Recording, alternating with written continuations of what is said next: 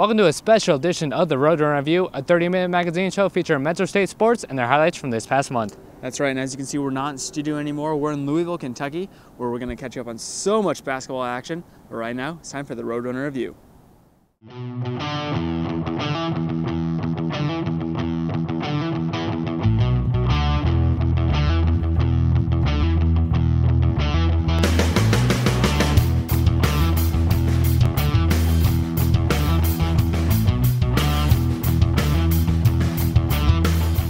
Thanks for joining us here on the show. We're in Louisville, Kentucky, 1,120 miles away from Denver, Colorado, covering the Elite Eight. I'm Peter Aragon, he's Kevin Hall, and Kevin, it's a great time to be a Roadrunner fan. It definitely is. Metro men's basketball is chasing their third national title, but before we get to that, we have to wrap up the regular season and get to the RMAC tournament. 2 games left in the regular season. First up, CSU Pueblo trying to snag one of the last seeds in the Rocky Mountain Athletic Conference tournament, while the Roadrunners are looking to just go in on a good rhythm. Junior guard Brandon Jefferson can't be stopped to the rim. He scores a team-high 14 points. Leading the way for Pueblo was Arden Dennis, who connects from long range. He had 18 points, and the Thunderwolves are up 34-32 at the half. Second half, Dennis again pops one in from the perimeter, and CSU Pueblo up by 7. Metro does make a run. Senior Demetrius Miller with the trifecta to get Metro to within 1. Sophomore Mitch McCarron goes 1 of 2 from the line to give Metro a 1-point lead.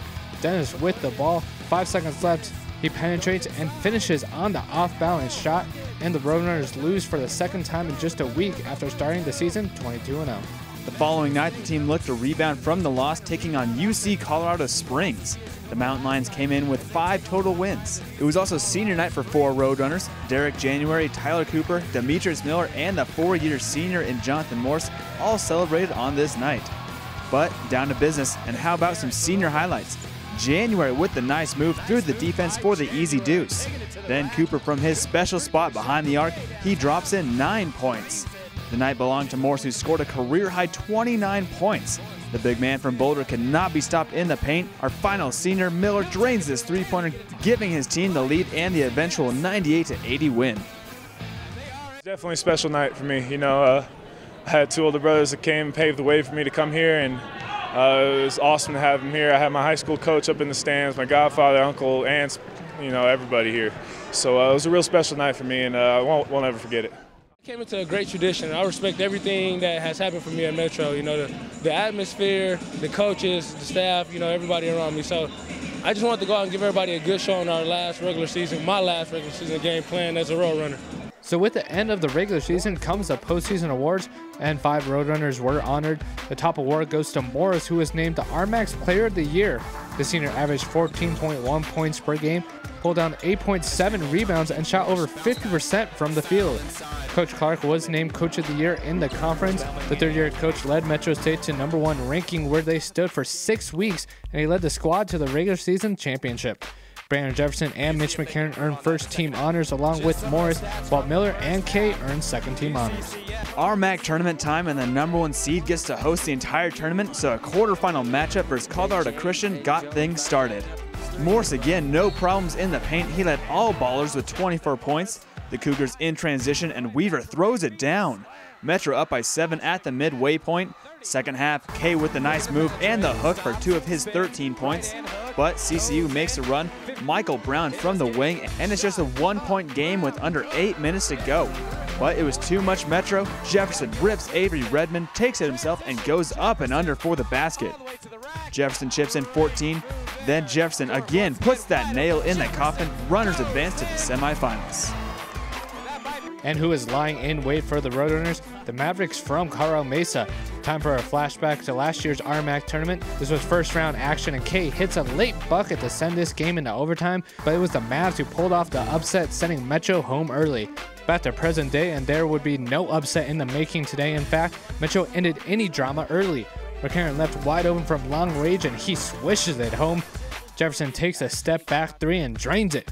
McCarron again, he drives, gets bumped, and banks it in for a 3-point play. Runners go up 27-9 in the first 10 minutes. Mesa couldn't handle the strength of the Runners. Jefferson gets fouled and connects. Runners push their lead to as much as 30.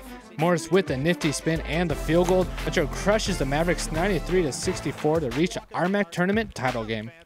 Coach Clark looking for his first RMAC tournament title as a head coach, and he has to get through Fort Lewis. The same team that ended his team's chances at a perfect season. The Skyhawk go inside to Alex Herrera, who muscles his way past Morse for the slam. The battle between those two would be epic in this one. Jefferson to the rack, gets fouled, and he finishes. He led all scorers with 20 points. Marcus Ayala finds his way to the rim right as the first half buzzer sounds, and it's a close one with FLC up by just 2. We head into the final moments. Miller finds Morse all alone in the paint and puts Metro ahead with 1.5 minutes left to go.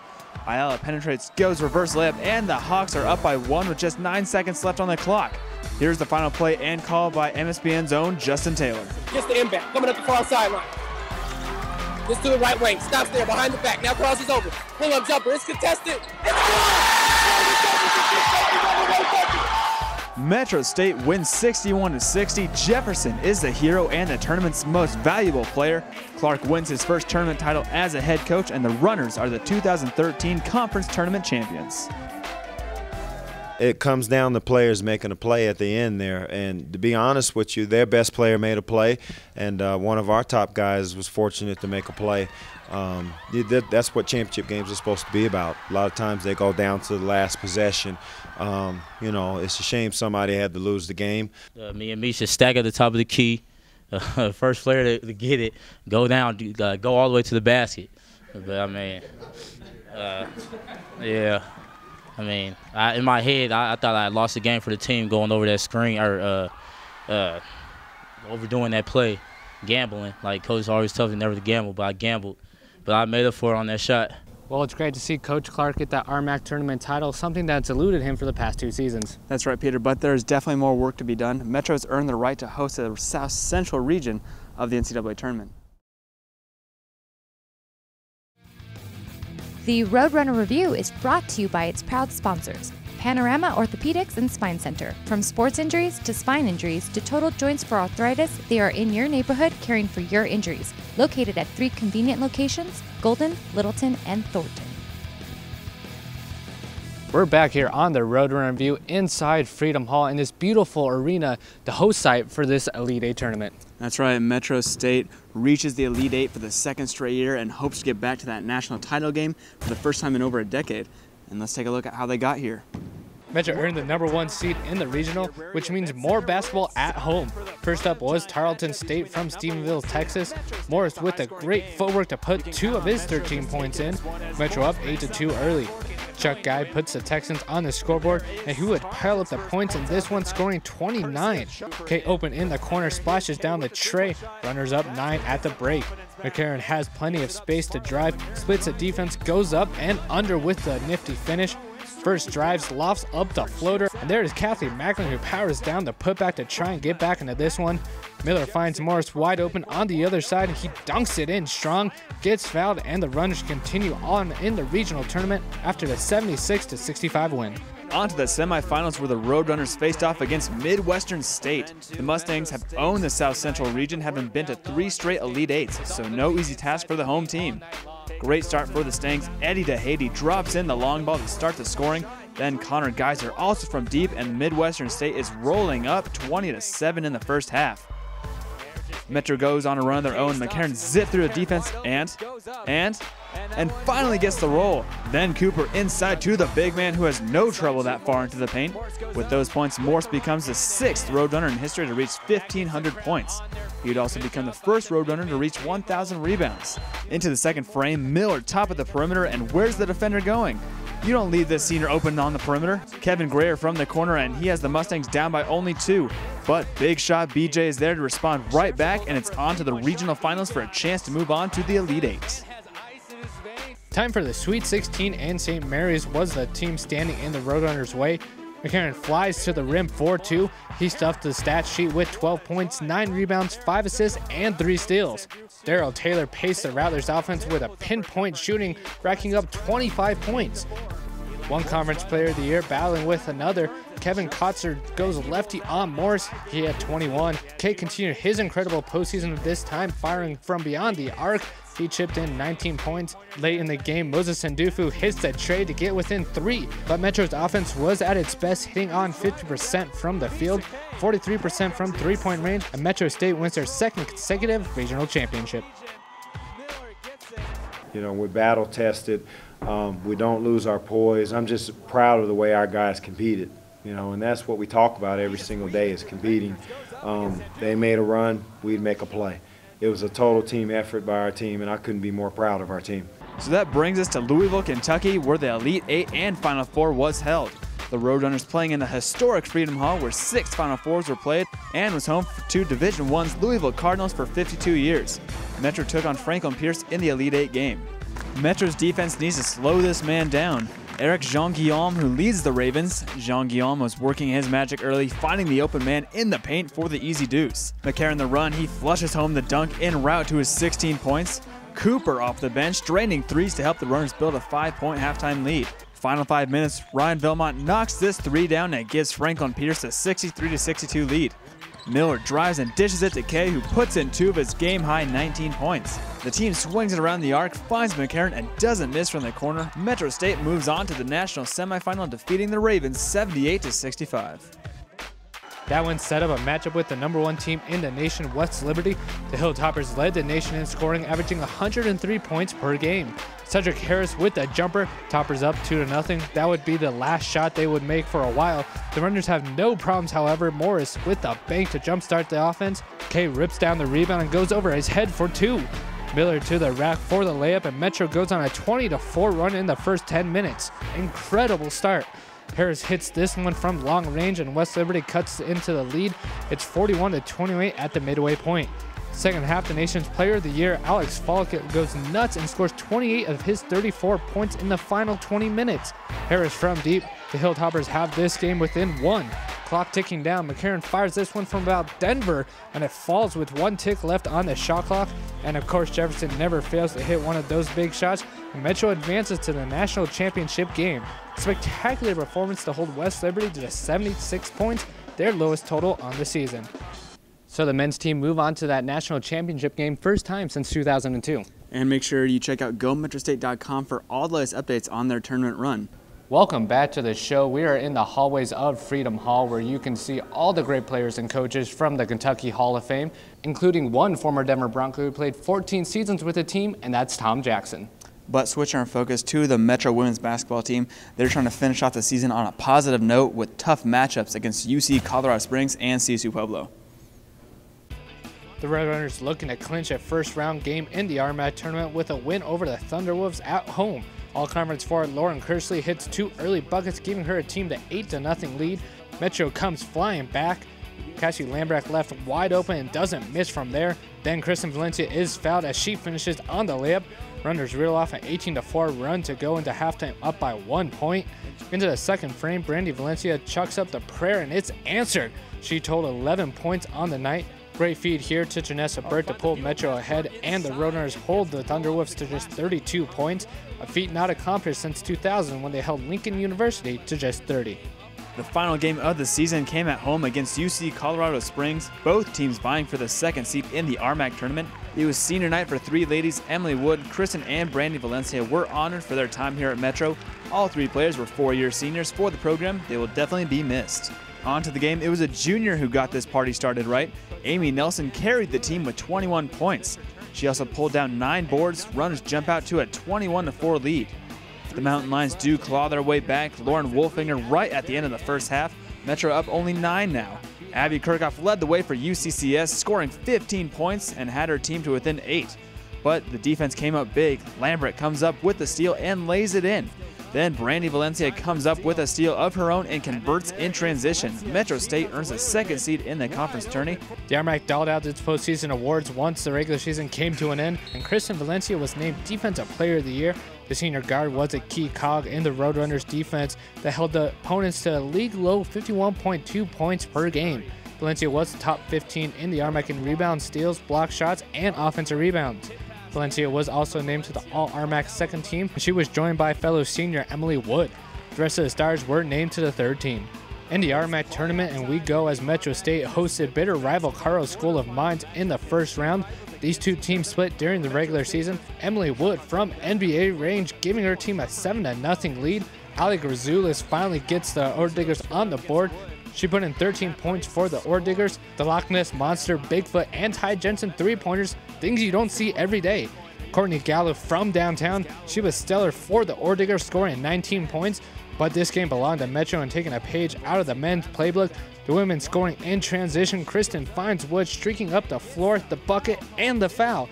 From one Valencia to another, two more easy baskets, and Metro cruises to the 20-point win.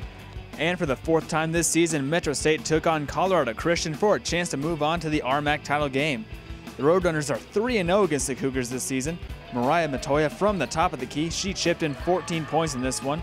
Kristen Valencia to the elbow and somehow gets this bucket to fall. Metro down 31-19 at the midway point. Second half, Kate Louthan floats this shot over Nelson to extend CCU's lead to 18. Coach Javi trying to fire her team up. Runner steal turns into 2 easy points by Lambrecht. Burke hits the baseline J and Metro is within 3. Final seconds, Burke for the tie, it doesn't go. It was a third straight trip to the NCAA tournament for the women, taking on St. Mary's University in Grand Junction. Amy Nelson was in beast mode in this one, scoring 17 points and pulling down 11 rebounds for her 4th double-double.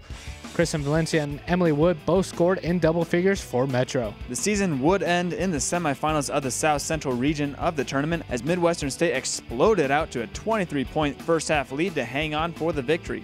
The Runners fought valiantly to pull within 12, but that's as close as they would get, ending their season with a 21-10 overall record. Well, we started with Tom Jackson. Now we look at another Denver great in Dan Issel, who was an NBA All-Star with the Denver Nuggets. That's right, and I wish the NCAA tournament would have lasted a little bit longer for our women's team, but Coach Javi has done a fantastic job her first 3 seasons, and I want to wish our 3 seniors that we lost from the women's team just all the best. We do wish them all the best and can't wait to see what happens next year for the women's basketball team. But we do have more coming up on the show.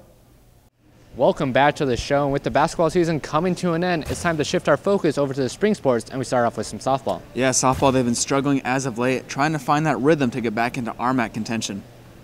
Metro State went out of conference for a doubleheader against Fort Hays State at Auraria Field. And Metro down 2-0. Susie Oury belts this pitch over the fence for her 5th home run of the season, but that's about as exciting as it got for the home team in this one. In the 4th inning, Amy Dunn sends this towering shot over the center field where Sandell couldn't reach, and it's 3-1 Tigers. The 5th inning was the backbreaker for the Runners as Fort Hays piled up 5 runs on Brandy Moss, and the Tigers rolled to an 8-1 win. We will show this great defensive play by Roundtree, who makes an incredible diving grab, a sign of things to come in Game 2. Monique Hernandez took the mound in the next game and went the full 7 innings, striking out 3 Tigers. But it's Fort Hays who jump on the scoreboard first as Maddie Hollow blasts this pitch for the home run and the 2-0 lead. We head into the 4th and Brew just bashes the ball almost to the soccer fields. That girl has all kinds of power to cut the Tigers' lead in half. 5th inning now, Kelsey Tillery finds the gap that brings home Sandell and Amanda Tanny, and Metro has the lead. Runners extend the lead on the Stephanie Dunham double that brings home 2. It's now 6-2 Metro.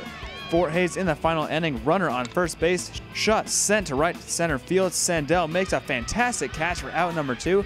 Then she fires back to first and gets the runner trying to make it back. And Metro State hangs on for the 6-4 win to improve to 9-15 on the season.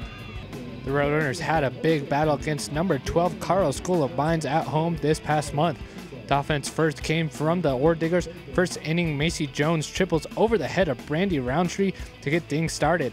Cami Vesey brings in Jones on the sac fly. Cassie Ford doubles down the left field line, bringing in 2, and Mines flies out to a 4-0 lead. Metro now up in their half of the first inning. Danny Sandell sends in the blooper for the single. Chelsea Brew gets plunked to take her base, and with Annalise Garcia at the plate, Kelly Unkrich gets her swinging on that nasty changeup. Metro couldn't convert on that chance. Door Diggers, however, had no problems bringing in the runs. Bessie again comes through and singles to center field, bringing home Jones. Then Ford with one of her 3 hits, bringing in Courtney Darius and Vesey on the single to go up 7-0. Unkrich had her best stuff going in this one, giving up 0 runs on just 2 hits while striking out 8 batters to earn her 13th win on the season. Well, I just want to tip our hats to our softball team. They played valiantly, but weren't able to come up with some crucial wins. And hopefully this month is the month that they turn things around and get back in the RMAC contention. And at this time, we will take questions. Hey guys, I've got a question right here. So what's coming up next? Well, up next we have top plays from the month of March, including some great plays from our men's basketball team. But we do got to focus on one highlight at a time because they're all that important to us. So we're coming right back.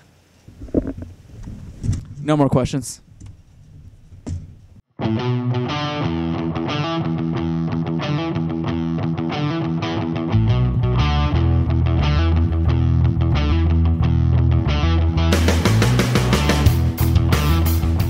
Metro State Roadrunners, one of the most successful Division II programs in the nation.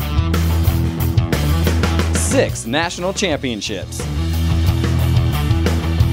65 conference championships in the RMAC. 248 All-Americans.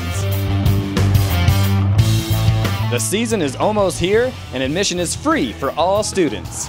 Great prizes will be handed out at select games, so make sure you're in the crowd.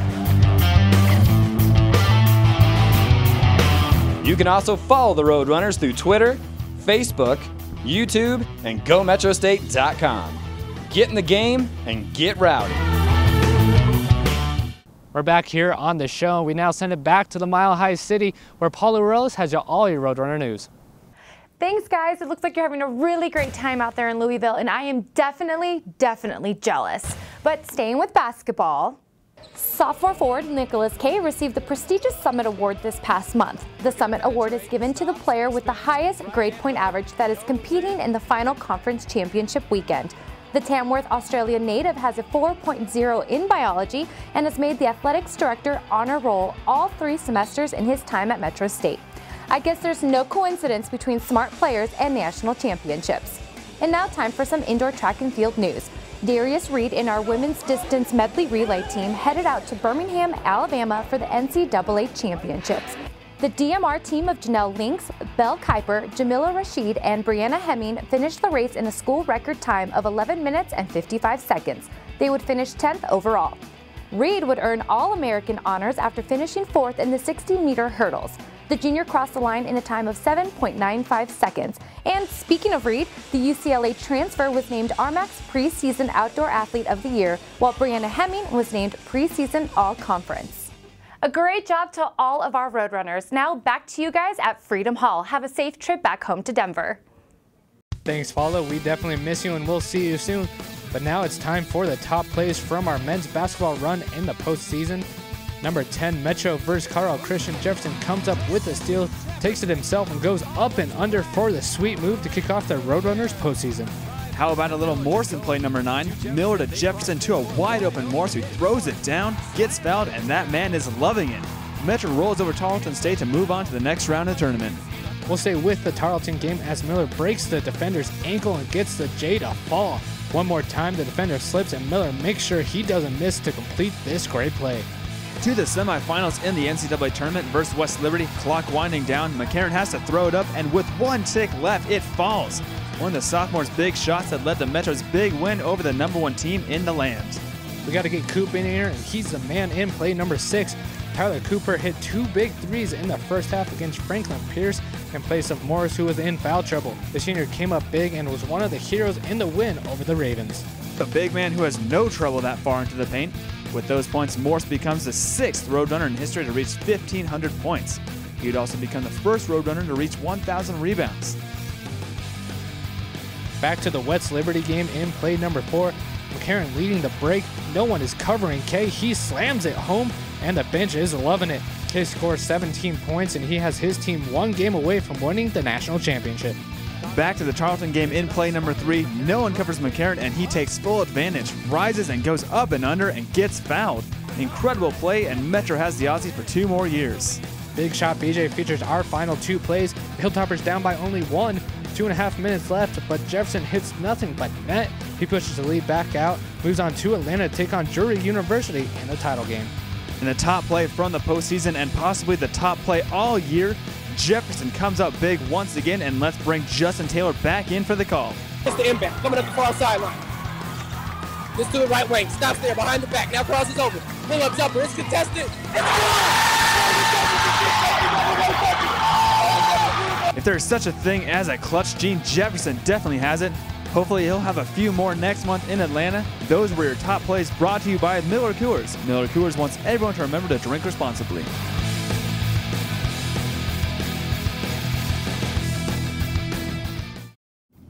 Well, it was a lot of fun in Louisville, Kentucky, covering the games, but it's time to get back to Denver. That's right. Make sure to check out GoMetroState.com for all the news and updates on your favorite sports teams and athletes. But for Paula Ruelas, Peter Aragon, I'm Kevin Hall, and we'll see you next time on the Roadrunner Review.